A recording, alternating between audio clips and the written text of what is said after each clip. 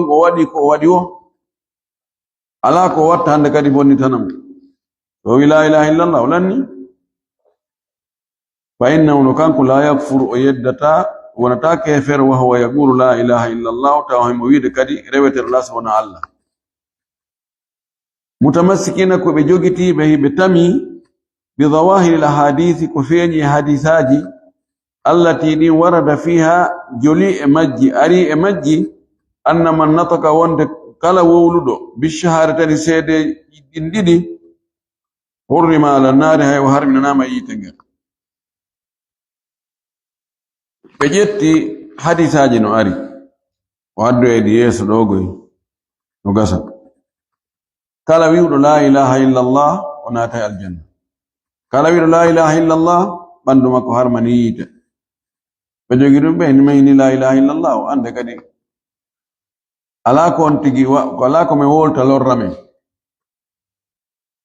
be jogiti dum do be hibbindiri la ilaha illa Allah eko la ilaha illa Allah hadi be wi la ilaha illa Allah kono be waddi pijigo la ilaha illa Allah dum do mo wi dum do la ilaha illa Allah do aka waddi dum do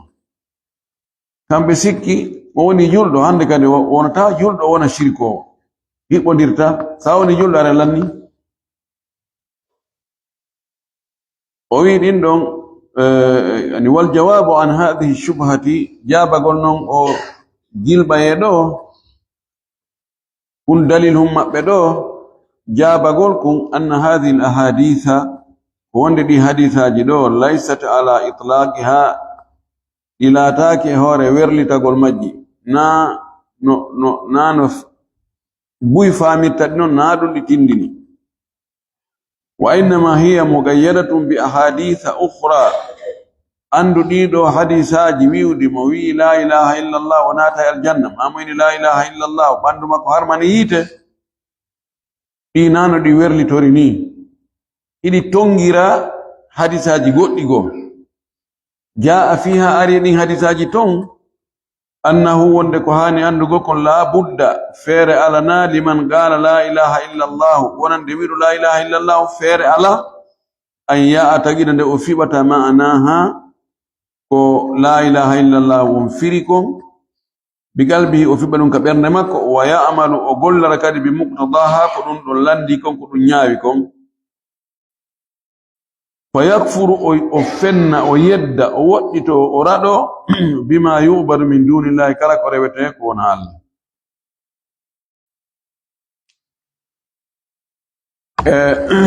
dalil jidin ka alquran ma ka sunna ko be hibbindirade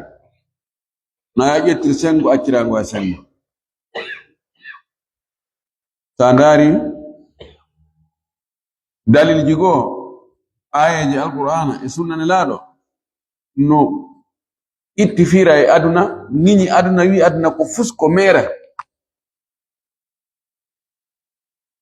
hajetri non tunga ina nono mi aduna hay yargol mi falaka hadisaji go manti fi aduna yamiri yo yimbe be yoda be gollu ka aduna do yo be huto piji din ka aduna do ko kambe jeyi wurunto aduna on yo be waddu wona ya jettudida accadida mana ya jettudido accadido ko yandaru ko di cippinte nokkel didi hadis daliji nginyudi aduna din indo nabire wonde ko jokkudo aduna tun terti fi l'akhirah few idan adna ko ya jilli ko ya jettu hadisaji din dida itlagu dida on tagid dida on no wadi di tagid idan hadisaji go di hadisaji wiidi wonde mo wi la ilaha illa Allah wa nata aljanna ma mo inni la ilaha illa Allah wa bandu makko harmani yite hadisaji goddi go no ari wonde na don tunde no wodi ko jokki dun don ko si on tigi wali dun do ha noite tagid wi kama fi hadisi utban wa hadithu an utban ibn Malik radiyallahu anhu owi nela sallallahu alaihi wasallam maki fa inna Allah tabti wonde Allah on harrama o harmini ala nnari e hoore yiite ngen man qala o wi'uɗo la ilaha illa allahu reweteɗo ala si wona allah yabtaghi bidhalika haray mo ɗaɓɓira ɗum ɗon on la ilaha illa allahu ɗon wajha allahi yeeso allah ngon ayi oɗo non tagi ɗon yabtaghi bidhalika wajha allah qaydu on non tawa ko o wiri oɗo la ilaha illa allah ko sabu allah ko fiijo allah welto allah weltata ko noon si on tigi wi la ilaha illallah o shirkanimo kadi o wi wa illa si tawi en tongirali oɗo hadis ɗi hadisaji to oɗo hadis haray fal munafiquna nafigi ɓen kadi yaqulna ɓe nano la ilaha illallah bi alsinatin kaɗenɗe maɓɓe abdullah ibn ubay ibn salul rasul munafiqina nano la ilaha illallah ɓe fof maɓɓe kamɓe nafigi ɓen ɓe tawta ko ɓe allah wi innal munafiqina fi darki l asfali min annar ɓe nafigiɓe yiɓe ka kal ɓurɗo joltode ka yiite ɓe fof ɓe nano la ilaha illallah hewra ɗum allah wi ko kamɓe ɓurata wonde ka yiite ɓurge muusude nge ka ɗenɗe maɓɓe la ilaha illallah dogi fer wa hum fi darki l asfali min annar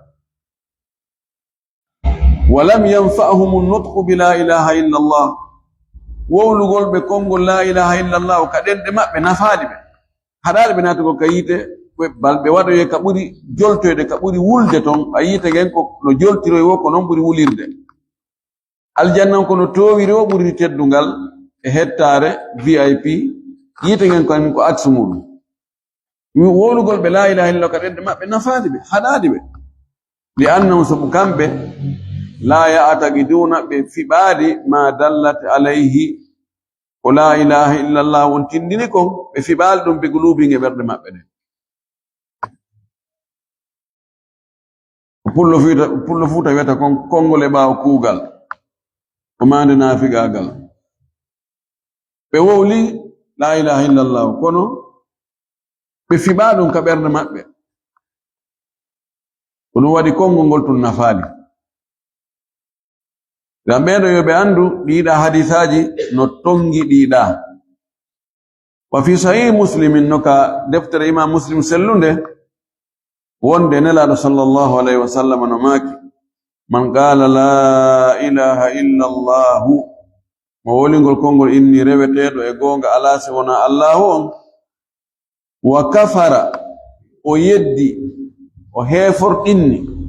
bima yu'badu min dunillahi ko rewete konko wona allah haruma maluhu wa damuhu haray jawdi makko ndin e ƴiƴam makko ɗan harmi mana harmi hande kadi jattugol jawdi makko ndin harmi wargol mo ma barmingol mo o naati e protection islamu wa hisabuhu ala allahi hasbore makko nden non hande kadi piiji ko watta kon dewe ko watta kon jaɓete ma jaɓatake faljireji goɗɗi goo bakkatuji goo ɗum non ko hakkude makko e allah ton kono hande kadi julɓe ɓe oɗo kontama ka julɓe ko ñawore julɓe ɓen o jogii hande kadi jawdi makko ƴettatake honatake ƴiƴam makko hibbatake kono ndaare gaydo on wa kafara bima yu'badu min dunillahi no woni gaydo o yeddi o fenni o bugi o hayki kala kono rewe ko na allah فعلق النبي صلى الله عليه وسلم حرمة المال والدم على أمرين نلاد من صلى الله عليه وسلم يوي ما أؤجي حرمغول جودي دي حرمغول هبغول جام دان ويوي دي غوري بيجي دي الأول هون أرنيرني قول لا إله إلا الله ويقول لا إله إلا الله من قال لا إله إلا الله روني go والثاني هو دمرن الكفر بما يعبد من دون الله ko hefordingol ko yeddugol ko fennugol kala kono rewe ko wona Allah ay wa kafara bima yu'bad min dunillah ko ɗiɗo ɗiɗi nelaɗo maki mo waɗi ɗiɗo haray jawdi makko ndin e ƴiƴam makko ɗan harmi. Walam yaktafi nelaɗo yondinirali bi mujarradi nutqi wowlugol tun ber wowlugol tun la ilaha illallah. Mujarrad ɗum ɗon tun yani ber ɗum ɗon tun wiigol tun la ilaha illallah nelaɗo yondinirali non tun innewa mo wi ɗum ɗon haray ɓandu makko haray jawdi makko tin harmi ƴiƴam makko hibbugol ƴiƴam makko ɗan harmi la. فدلت النني على أن الذي يقول لا إله إلا الله وند أوي أو لا إله إلا الله ولا يترك أجتانون عبادة الموت أريو قل ما يبين والتعلق بالأضرحة أيوي تقول قبرو جلين وند لا يحرم ماله ولا دمه وند جود مكودين هرمتا جيجا مكودان هرمتا wi ko non harmugol ƴiƴan nan harmugol jawdi ndi to harmugol jawdi ni wona wigol ndi ɗo jawdi dagaki yani ko wonde oɗo si innama oɗo jawdi mum ndin harmi e hoore julɓe ɓen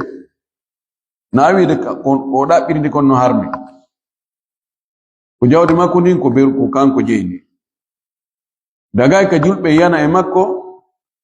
jatta jawdi makko ndin ma ɗum sinnama ƴiƴam makko ɗan harmi mana na yo ware ɗum ɓe nayi ko nelaɗo sa sallam makuno to kon ala inna dima'akum wa amwalakum wa aradakum alaykum haramun ka hurmati yawmikum hadha fi shahrikum hadha fi baladikum hadha.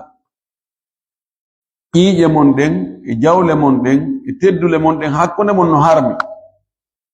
mana so on ti woni julɗo haray o protège l'islam protégimo jawdi makko ndi wo wonki makko ki wo teddugal makko ngal wo axe muɗum kefeero wonɗo e haɓrude julɓe ɓen kefeero wonɗo e haɓrude julɓe ɓen oɗo jawdi makko ndi harmali ƴiƴam makko ɗan harmali joni noon nelaɗo wi'ali ɗo tun e oɗo hadith wonde mo inni la ilaha illallah hara e ƴiƴam makko ɗan e jawdi makko ndin harmi joni noon woodi hadisaji goɗɗi go hollurɗi woodi hadisaji goɗɗi go wiɗi mo wi la ilaha illallah hara e gasi o naata e aljanna ɓandu makko no harmani yiide joni ɗi hadisaji ɗo inni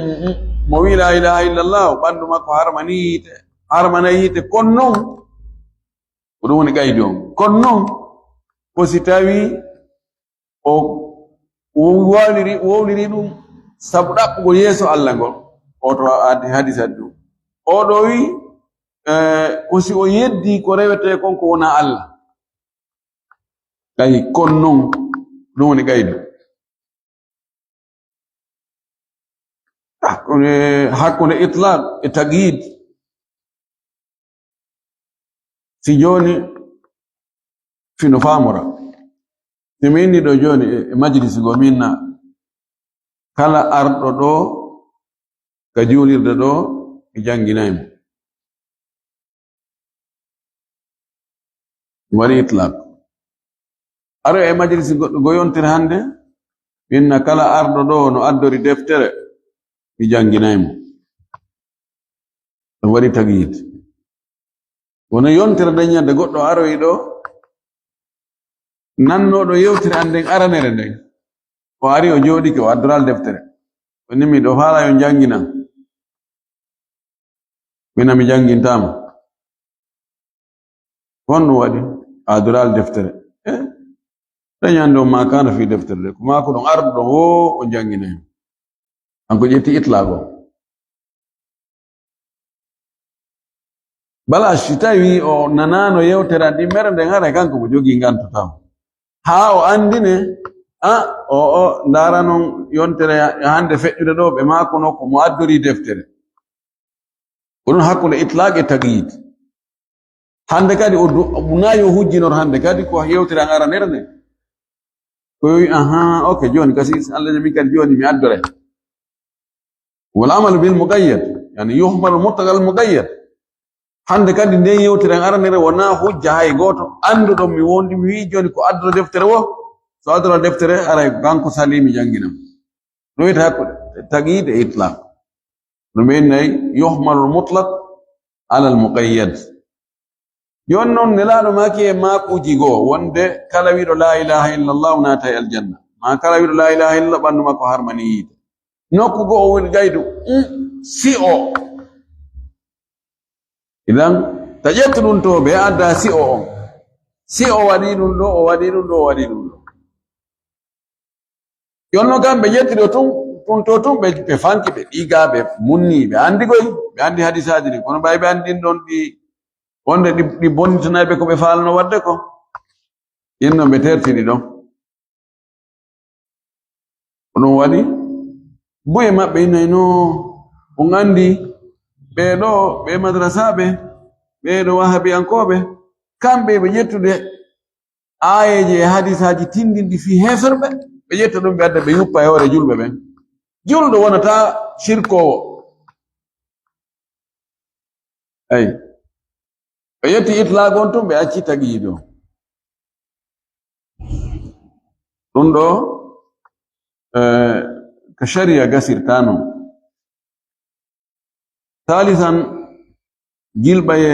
جيب لبي تتبون ومن الشبه التي يدلون بها أيضا جاء جيب لبي جيب بأدة كرفاهين تاولي بأن كن دوري دليل أمينه دعواه الند تقول به أنه وند كهاني أندقول لا يقع في هذه الأمة المحمدية شرك وند ينتا ودتا إدي مفتي annabi jo on ɗo mofte muhammad ɗo yanata e majje shirku ɗe waɗata shirku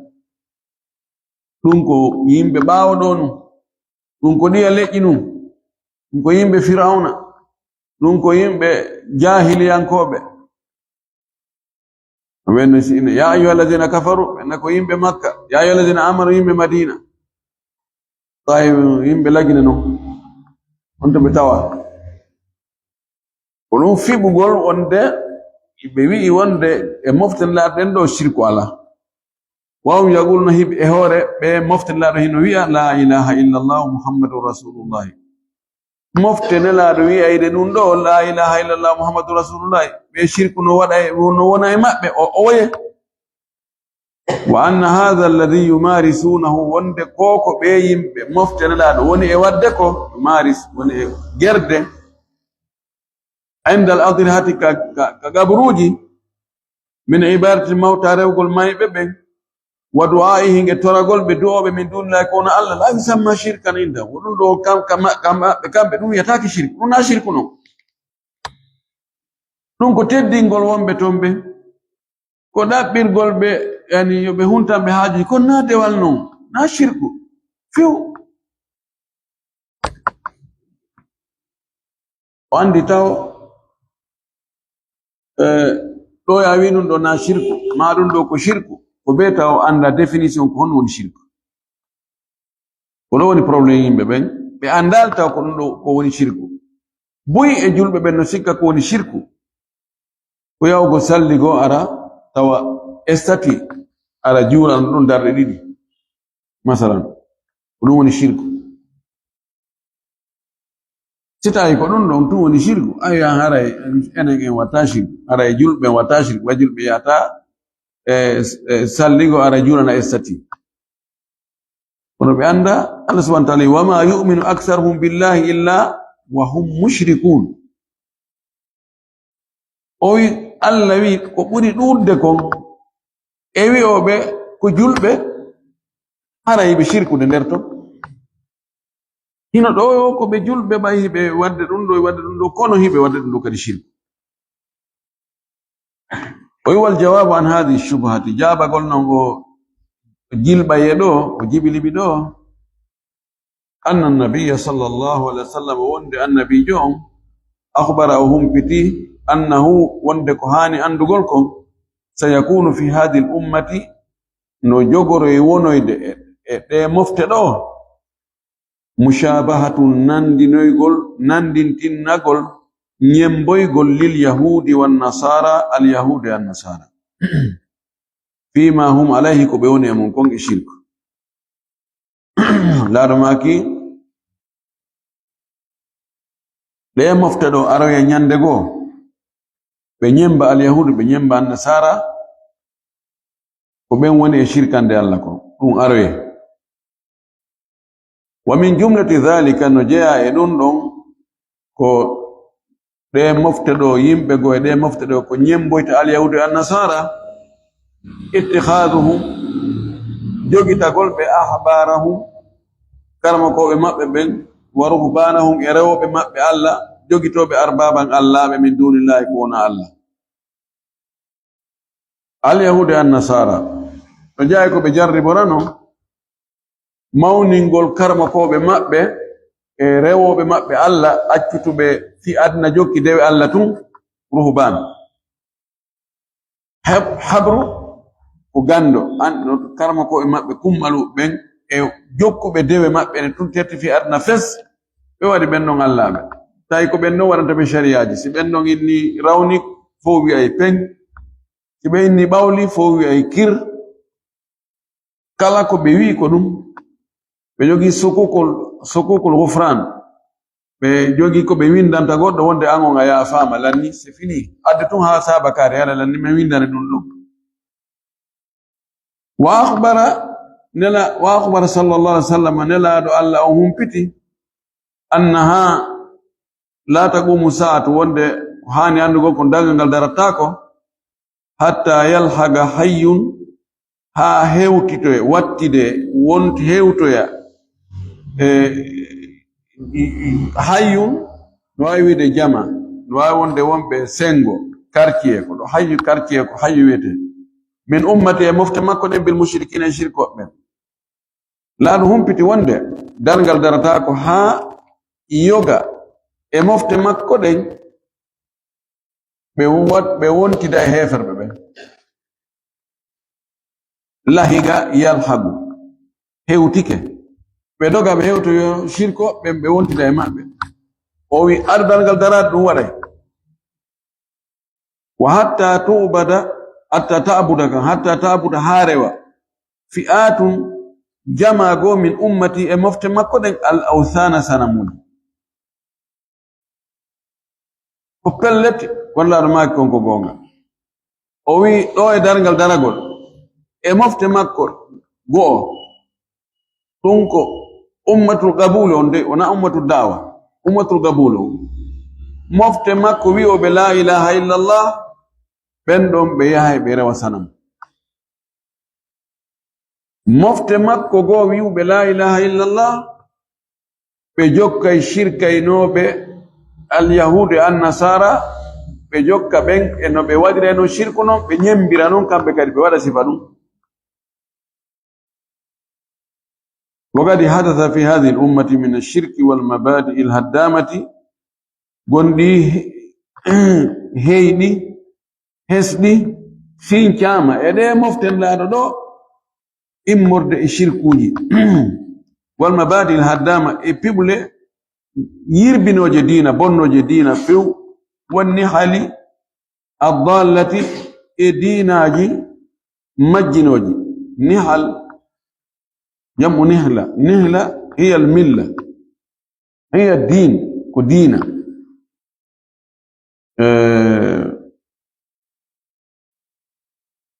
almilalu wannihalu wari defte goto almilalu wannihal milalu wannihal ko goto ko dinaji e none dewe pellet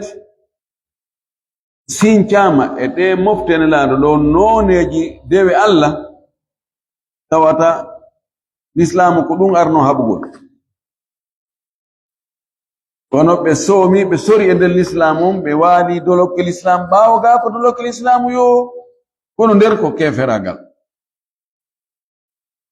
no e wa ñaalal ɓaawo ga no rawni peñ kono nder ton no ɓawlikir sa haynike inna ko l'islamu ni ko julɗo ni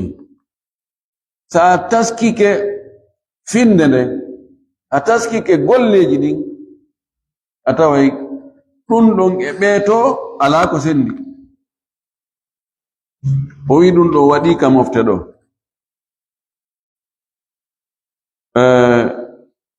o wi ɗum ɗon heyɗi e ɗe mofte ɗo ma kharaja bihi ko yaltiri sabu ɗum ɗon kathirun ko heewi min annasi immorde yimɓe an dinil islam e dinil islam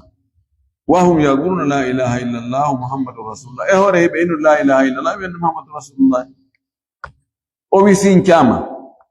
e ɗe mofte ɗo immorde e shirkuji e piɓule bonnayɗe yirbinayɗe finde l'islam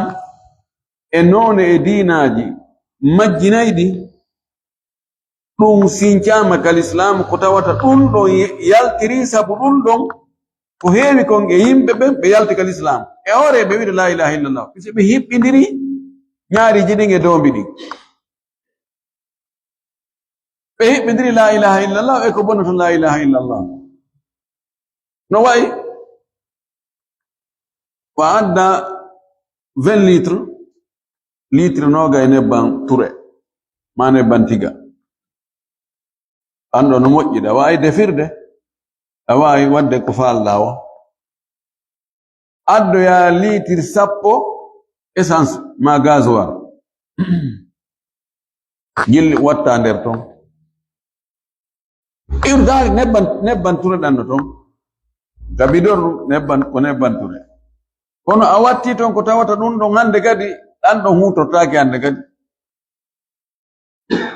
a jillidiri ko gasta jillondirde ko nebban ture ɗan faala nokka kon a watti e majja idan o la ilaha illallah muhammadu rasulullahi ko ɗum ɗo ko ɓuri moƴƴude kon non e ko neɗɗo hani fiɓude e ko neɗɗo hani wolude kono na ya wat ɗum ɗon ha gayna kamiranhu ha gayna ƴetta kadi ko bonnata ɗum ɗon kon woɗa ɗum ɗon on wattida e muɗum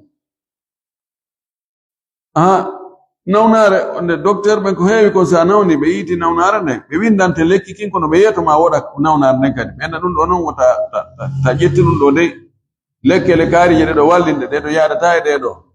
ta ñaamu ɗum ɗo ta warruni woɗaji ɗin idan si a ƴetti lekkere nden kono a watti ɗon woɗaji ɗin a yahay kadi joni ka docteur en wallahi mi ƴetti lekkele nden kono ɗum annaki ene kono a waɗano hunde kano no mi wanno yaha ko an bonni wiyatno ko tawat ɗum idan la ilaha illallah muhammadu rasulullah no jogii woɗaji sa waɗi a wowli la ilaha illallah muhammadu rasulullah ana a watti ɗon woɗaji ɗin kadi aray no wawi wasi a wallini ɗo 10 a ari a itti 10 luttata hay fu ko ɗum ko faala e wowlde ɗo wolande ɗo ɗum ɗo noon ɗum ɗo ko woli kon ko gonga ay noodi buy e julɓe ɓe tawata wallahi golle ko ɓe watta ɗum kon ka shirku kañum e yimɓe ɓe wona julɓe hayde wotere ha hande shirku ɓe watta kon ko gootum kono sa landike mo ena noon min miɗo wiide la ilaha illallah julɗo shirkata e nde hitande feƴƴude ɗo 2025 mi ari aéroport nokkugo mi juuli ɗon juma tawi checking on salamu aleykum juma checking on fuɗɗoto donc kam yewton no woɗɗodiri ko fande waɗa e leere 1 heure tan si yewtaka aéroport mi yahi juulugol ɗon juulide labade no darna kako aéroport ɗo almami on kamɓe almami on o waɗa 40 minutes hara ko waajagol tun taw na o jawali ka ganguna 40 minutes ko waaju khutba on ko 7 minutes enen waaju mum ɓay mi ari mi jooɗike mo waajade ɓe mi nana haala ka woni e waajorde kam tawi tigi on hani ayeje hadisaji tawhid selluɗo non ɗo machallah kala ono fembiware kono mi anda o nandi aray man tun ko nandi ko neɗɗo sunnani kalannoygol haala o inni heyi o wi julɗo shirko o ala julɗo shirko o ala o wi enen ɗo fof ko on non addi en ɗo enen ɗo fof ko yiɗigol Allah ene laaɗo en hakkito golleji men arɗe goɗɗo ina ɗo julɗo no waɗa shirku, julɗo watta shirku. Inne yo jaka anda kam yari yo e piiji tawi jaka yo mi faala yaltude kono somi yalti hande kadi ala nokku kam mbiya mi juuloya. ɗum buyno fiɓi ɗum wonde mo woni julɗo ara lanni c'est fini, julɗo shirkata. ɗum ko subha molnaɗo, julɗo no waɗa shirku. Allah inna julɓe ɓe buy e maɓɓe no jilinirde e shirku, inna an julɗo shirkata. A antum a'lamu amillah, Allah ɓuri andude. Rabi'an na yabundum wa min ash-shubahi no jaa kadi e jibili biji allati din ta'allaqu biha ɗi ɓe wengili e mum qadiyatu shafa'ati fi problem tefore nden, fi situation tefore nden, fi alhaali tefore. Haythu yaquluna nokku kaɓe wiyata nahnu la nuridu min al-awliya'i was-salihina qada'a al-hajati min dunillahi. Menen men faandaki men muyali men ɗaɓɓirali ɓe waliyaɓe e ɓe yimɓe moƴƴuɓe, men ɗaɓɓirali ɓe yo ɓe huntan men haajuji ɗe hara Allah tawaka gayal. Walakin nuridu minhum, kono ko men faala e ɓe ko men muuyi e maɓɓe kon, an yashfa'u lana inda Allahi, ko ɓe tefan men ka Allah. Li'annahu sabu kamɓe ahlu salahin ko ɓe yimɓe moƴƴere, wa makanatin e daraja towɗo inda Allahi ka Allah, teddi ka Allah, ɓe wonaɓe sama kalaɓe ka Allah. Fa nahnu nuridu min Allahi, menen meɗen faala ka Allah, an yaqdiya hajatina, nde o huntanta men haajuji amen ɗin bi jahihim, sabu teddungal ɓeeɗo, wa shafa'atihim e tefore maɓɓe nden. Menen meɗen andi na kamɓe watta, kono koyo Allah waɗan men sabu ko teddini ɓe kon, sabu martaba maɓɓe on, sabu daraja maɓɓe on. No wayi joni wa neɗɗo o heɓa haaju, tawoɗo haaju ko wawata mo huntande mo ko lanɗo chef de l'état on tun, kono ko honno o rewata ha o hewtoya chef de l'état on, chef de l'état on huntanama on haaju. Himo andi si o hewtoy ka chef de l'état o yewtimo ɗum ɗo haray probléme o lanni ko yamirore tun, ko instruction a waɗe hunde kaari. Kono ko honto laawol hongol o rewata ko hombo ɓannatamo, oɗon shafa hombo tefantamo, hombo ƴettamo naɓamo haa iddamo hollinamo lanɗon awa oɗo ko talibajo ma, oɗo ko siɗɗo an, himo jogi non probléme, hara yo yewto non probléme makko men on, hara miɗo faala yon ɗumanno lano ina non ono mo wiɗon ɗo hunde kaari o men aray ko yani min waɗanaymo ɗum. No woodi ɓe lanɗo on teddini,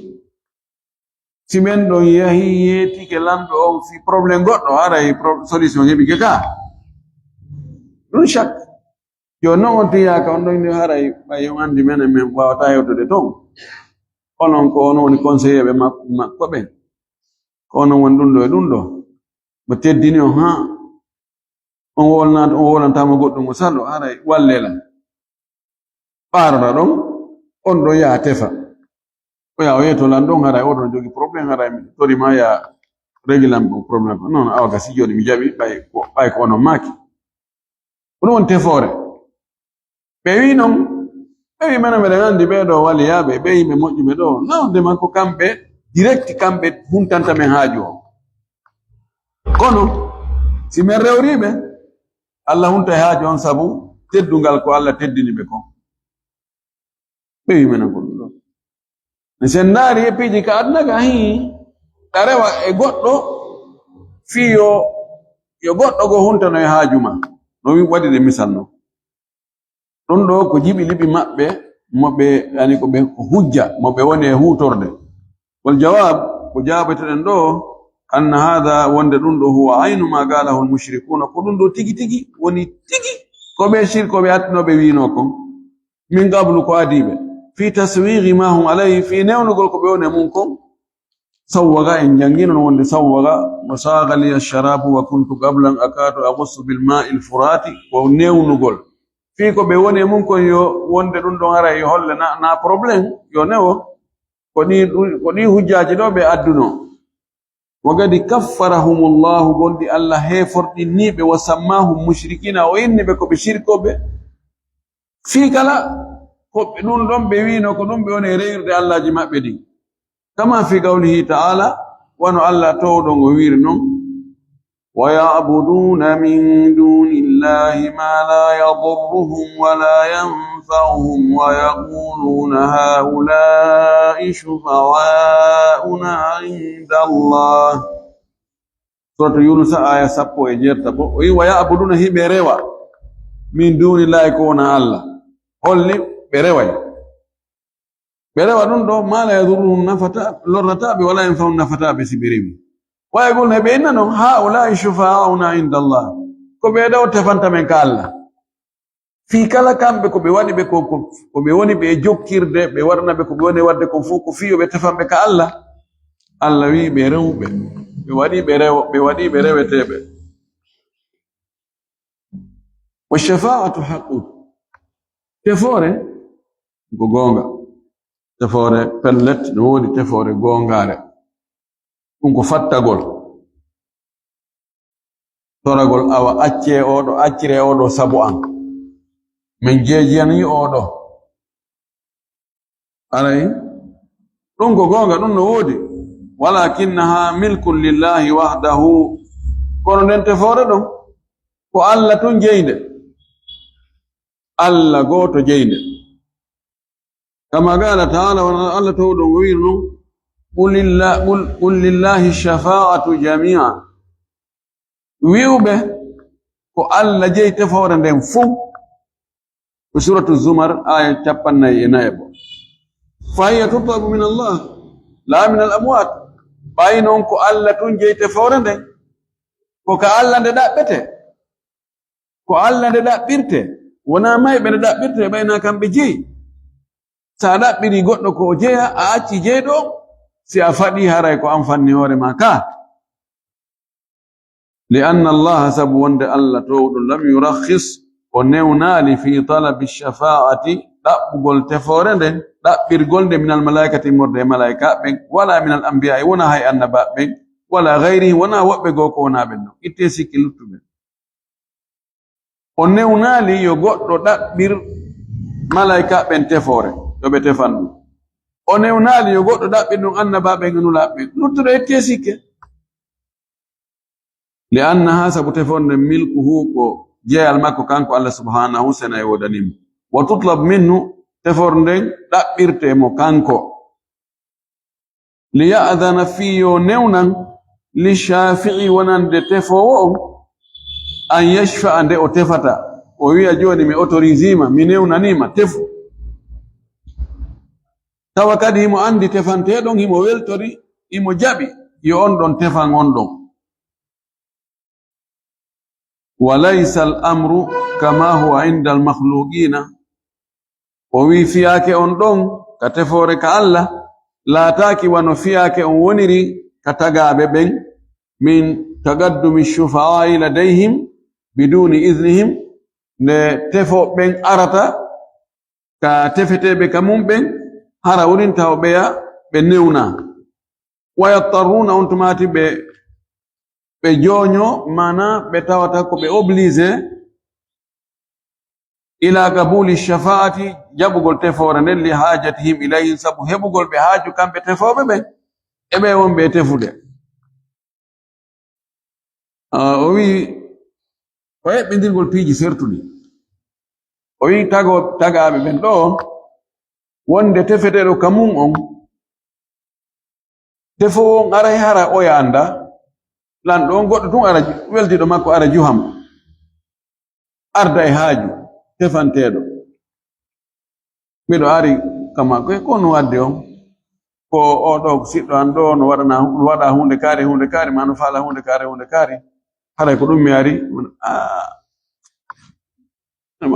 so noddan no na fewndo arayno ɗum ma ɗuma kono gasi joni haray ɓayi joni lanɗo no andi on ɗon no woodi ka uddantamo yolde ɗo ko obligé bar jaɓugol tefore nden fii wotta haaju makko bonoyi kanko kadi ñande goo e juuɗe oɗo si sa yimo jaɓude ko o woni e fattade kon ko jokkorgal makko ngal ko tawde kanko kadi himo hato jiɗi e makko e alhaaliji goo o wi ka Allah non nano Allah kanko hato jinaay goto awi ata gasi joni baya jabal to sala jabe huwondiray awi ta ɗum Allah kono haysi ko lando joni si tawi woɓɓe goosi ɓe yahi ɓe holli lando haajo jabali ɓe nano c'est bon kankadi mo andi ka ñoƴƴoyta ñande goo ɗum gasa wote aroye o daro yo inna oɗo mena do men ɗum annaki e sayi go e leydi go lando e karamokojo teddinaɗo tom ɗo jokkaɗo ɗoftaɗo moƴƴi tawi teddule ko lamɓe feƴƴino ɓe waɗanayno on ɗon karamokojo on ɗon lando tawi mo ɗuyti seeɗa awa aroy noon andi lando on hewti wotugol karamokojo on tawi yimɓe lando ene kon ɗum maako ɗon fi to kaari wotane ka vanki buɗe goɗɗo dogi yeti lando ni karamoko kaari sikka ɓen no wonanma e an noon si ɓen wonanalima si yimɓe gandi ɓe wonanama ara e goto wotantama ara a perdi dogi kisan wonin ko yumma makko yahi o inni hey mi hokki o yumma ɗo se rese yumma o addi ko addete ko fof automati on karamo ɗum o yalti ka télévision o inni awa dow haray nanowo komi hooli kon woɗo ko kaari wotanta nani hani haala lanni dan ko ɗum waɗi ko faala wiide ɗo enen no tefidiranten non hakkunde men eno Allah kañum no goɗɗo tefirta ka Allah non no serti Allah kanko ko tuma o wela o newnani tefowo on yo tefu wo tawa mo weltori kadi tefanteɗo si tefore nde laato o yiyana no ga no tefidirane taw wonɗo e tefude no yaha tawa tefeteɗo ka mum on hara oya newnanano mo taw o juhamo tun kono oya waɗira hersa ma sabu intérêt mo tangini heɓa e juuɗe oya ko ɗum o faala wolde o fagara ɗo haqiqa tan ko noon way o wi wa in lam yardaw anil mashfu'i fihi haysi ɓe weltorana mo ɓe woni e tefande on fi on ɗum ɓe jaɓani ɓe woni obligé jaɓugol li annahu sabu kamɓe tefeteɓe ka mum ɓen ɗum ko lamɓe ɓe yahtajuna eɓe ha to jini ilal awani e wallirtoɓe wal wusara'i e minisirɓe ko minni kon aray no wawi ɓen ɗon jogiiɓe jaahu ka maɓɓe ɓe addoya goɗɗo tawa lando on farano ka wuringo ara ko ɓeeɗo addima kono an yona wono ɓe nun arduno e ma ɗo ko woni hakkude men ko haygititano ɗum kono ɓeeɗo tolpa kola goɗɗum misal o kono anda noon ko derni e balwa ngal felluɗa ɗo ko fi on no lanno jaɓani ko sabu min ko mo haton jini e on ɗon o wi wa amma allahu subhanahu amma allah sena yodanimo fala yashfa'u ahadun illa bi idnihi wa ridahu anil mashfu'i fihi hay goto tefata ka makko ɗon so natuma o newnani tefowo on tawa mo wela kadi wona ɗo tefanede on parce que kanko hato jina e goto so wimo mi jaɓani mi newni ya tefu kono na oɗo haɓɓo e goɗɗo go saban kono ɗum waɗo e yawmal qiyama Allah newnana goɗɗo inna joni amin nonno ya tefan yimɓe sappo ɓen ɗon ɓe naata e aljanna sappo ma yaw ndara yaha addoya goɗɗo Allah inde gasi oɗo nam addoya goɗɗo kadi en o na on oɗo mi weltorama yo tefana yiltu ɗaɓɓo e goɗɗo yaw ɗaɓɓoya goɗɗo go o yaw ɗaɓɓa goɗɗo go adda waɗoyay ko be taw Allah no newnan ma ante fo ya tefu o jonnuma autorisation na kadi ya tum moɓo ya to naɓa ha la adday Allah ndara oɗo weltori oɗo tefan bismillah ko ɗin ɗon ɗiɗi watta si tefore nden nde timma qala ta'ala la to ɗon o wi وكم من ملك في السماوات لا تغني شفاعتهم شيئا إلا من بعد أن يأذن الله لمن يشاء ويرضى. نفتي كم وناجلو نهيوي ملائكة بومبك أسماؤجي tawa tefore mabbe ne nafata hay fus duncata hay hunde sona baawo Allahu dunginangol mo o muuyi dunginangol fi tefugol ngol e kambe malaika ben wayarda o weltano kadi o weltora tefantedo naygol tun a joni argol Jibril mo jogi garata awa joni haray Allah beedo faray beedo ko mi tefanay la khamisan jawabun dum taban aya ko surtu najmoni kanko wattino gay jeegabo khamisan jibi libi jawabo on non sakiti wa min shubahi haula'i no jaa jibi libi beedo annam yaqulna wonde be innal awliya was salihin wonde be waliya be yimbe mojjube lahum makanatun inda Allah bayna jogi martaba ka Allah de jogi daraja mawdo ka Allah wa nahnu nas'alu Allah bi jahihim wa makanatihim man meden torora Allah sabu jahuma be o daraja mabbe nge teddungal mabbe gal ko Allah yidi be ko be do Allah no yidi be mo Allah yidi woyede Allahu akbar wal jawabu wajabatu nundo anna al mu'minina kulluhum awliya'ullah wonde julbe fop ko be waliya be Allah julbe fop ko waliya be Allah no burda no waliya ganga walakin al jazma ko woni tum fellutugol بشخص نت معين تطالو أنه وند أودو ولي الله كوجيدو ولي لله كوجيدو الله يحتاج إلى دليل لأنه هذا يوني دليل من الكتاب مرة دفترنا والسنة سنن لا نو سنانون في قولوا ما بينه أي من كاريكو بولي من بينه ما يكو بولي أبنو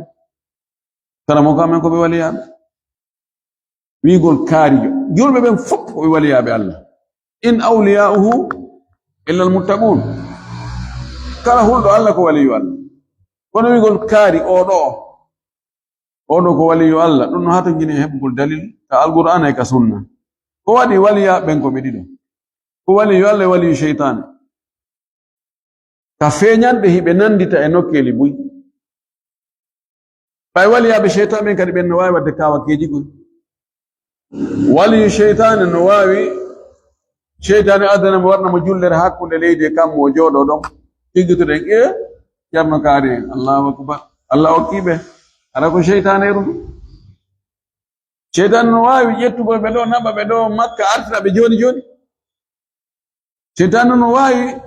be yetta guri bali be wallina e hore maayo taangol be joro don joko jikiro mabbe ngol dunaba be don ha be hot be lumboya be yimmo be yetta guri bali be honka duggu yalta shaytane no wawi yoni non Allah no wadno kadi waliyabe mumbe andi ka feeji ko nandi dum wadi wona kawa ke on darete daren golle makko de ndir ka juulugol makko ka horugol ka ittugol zakka ka hulgol Allah ka rentagol piji harmudi ka finde ko ton darete wa man sabata wilayatuhu mutabiti waliyagal mungal tabiti bil kitabi deftaran wa sunna la don lam yajuz lana haysidun tabiti kon daganake alghulu fihi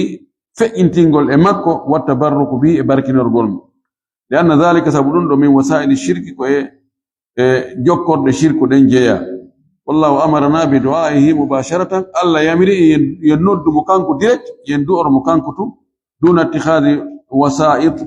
gaay jogitagol jokkorde baynana hakkunde meden wa baynahu e makko en wadu jangal hakkunde men e makko few en wadu liwnu direct wali an hadha huwa at-ta'lil alladhi 'allala bihi al-mushrikuna min qablu sabrun do kadi ko dum woni ellahum woni dalilhum ko shirko be atino be dallinorno ko wonde be do ko jangal ko be battino men ka Allah anna wonde kambe ittakhadhu haula'i be jogitori be do shufa'a ko tefobe wa usat wa wasa'id e jokkorde baynahum hakkon mabbe wa bayna Allah e Allah yasaruna Allah be torro Allah bi jahim jahu mabbe o wa gurbin e battagol mabbe Allah fa ankara Allah alayhi dhalika Allah no yeddi be dun don holli dun don wona gonga ko munkar telen do gasa o yewto ya o yanja fi waliya gangal wonde waliyuɓe Allah ɓen yimɓe no woodi buy wonɓe aybinirde yimɓe jokkuɓe sunna ɓen wigol ɓe kamɓe ɓe qirritanaki ɓe waliyaɓe ɓural maɓɓe ngal ɓe teddina waliyu kori ɓe kamɓe ɓe anda waliyaɓe no woodi o way ɓe andi waliyaɓe no woodi de kono na wiɗo ko waliyu wo woni waliyugoy wolugol ngol mettafi enokeli wuy yanoma jokkiɓe ko waliyaɓe no wadde kawa keje no wadde piiji goo feeñoy ka sakkitorde jag kamɓe cheytana no huwodirde ɗum waɗi qissaji en ala e jammutere qissaji waɗi nokkeli buy ko ɗum waɗi andi goɗɗo wi kanko ko waliyu Allah e yii himo waɗa ko l'islam on harmini pellet l'islam no harmini ɗum ɗo oyna ono menen men ewna ko l'islam harmini nelaɗo faati acci ɗum ɗo no harmi sahabaɓe foppu maayi acci ɗum ɗo no harmi kanko o inna ɗum ɗo no daganimo kanko o ewna ko exceptionnel kanko e yimɓe luttuɓen naaɓe gootu oɗo ko waliyu cheytane pelle si goɗɗo ari ɗo joni yari beere o inni ɓay ko waliyu kanko o ewnama doga onde beere harma kanko on luttuɓe fof no harmani kono kanko on no daganimo na en wi ɗon iskinde oɗo ko hombo ewnimo ko cheytane goɗɗo jombiɗo rewɓe jeego jeɗɗo jeetato jeenayo rimɓe o hiɓɓidiriɓe fof o naatay ka oɗa o yalta jeenayo o inni kanko ko o ewna wonde kanko haray ɗum ɗo ko exceptionnel kanko mo yitintinna haray kamɓe ɓe daginana ɗum inne oɗo ko waliyo Allah o ɗayni hoore makko en jaɓi o ɗayni to o ɗayni en enen dagaji idan piiɗi kawakeji ɗuma ɗum no ɗaynude yimɓe buyi moɓe yii no waɗa kawake piiji hawniɗi e wo ɓe ƴetta wonde ko waliyo Allah ɓe anda cheytanaji ɗi no wawi wadde ɗum kañum kadi koy ɗum waɗi Cheikh Islam Ibn Taymiya jogi deftere labande fi muɗum hakkunde ko sennita hakkunde waliyaɓe Allah e waliyaɓe cheytane Cheikh Aboubakar Jabir Jazairi kanko kadi jamilum jiddan ko waɗi kon ka minhajul muslim o waɗi alif awliyaullahi o waɗi ba awliyau cheytane no o addi ɗon woɓɓe ga no walli fi defte goo no ɗuuɗi e muɗum ha ko tawata non ɗuuɗi kadi kaɓe kafi piiji goɗɗi goo kono ko honto sendodirta alquran on e sunna on ko ɗum ɗo détectata andina en so yonnori alquran e sunna tun en yiita e joni homboni waliyu Allah en anda kadi ko homboni waliyu cheytane hay si tabitane wonde oɗo ko waliyu Allah en tawi oɗo ko neɗɗo moƴƴo ko selluɗo finde ko rewowo Allah ko hulowo Allah ko ruuɗiɗo ko tinniɗo na en feƴƴintin kadi giggol e makko jonnen mo ɓure ɗe tawata ko nelaɗo hande mum ma ko Allah hande muɗum en torki Allah yo Allah okkora en finde sellude o arsika en kadi waggol dewe ko yiɗi o yarli o yaafo en kon nge faljude kon waɗa en malaɓe naataɓe aljanna wa akhiru da'wana anil hamdulillahi rabbil alamin wa sallallahu wa sallam wa baraka ala nabiyyihi amin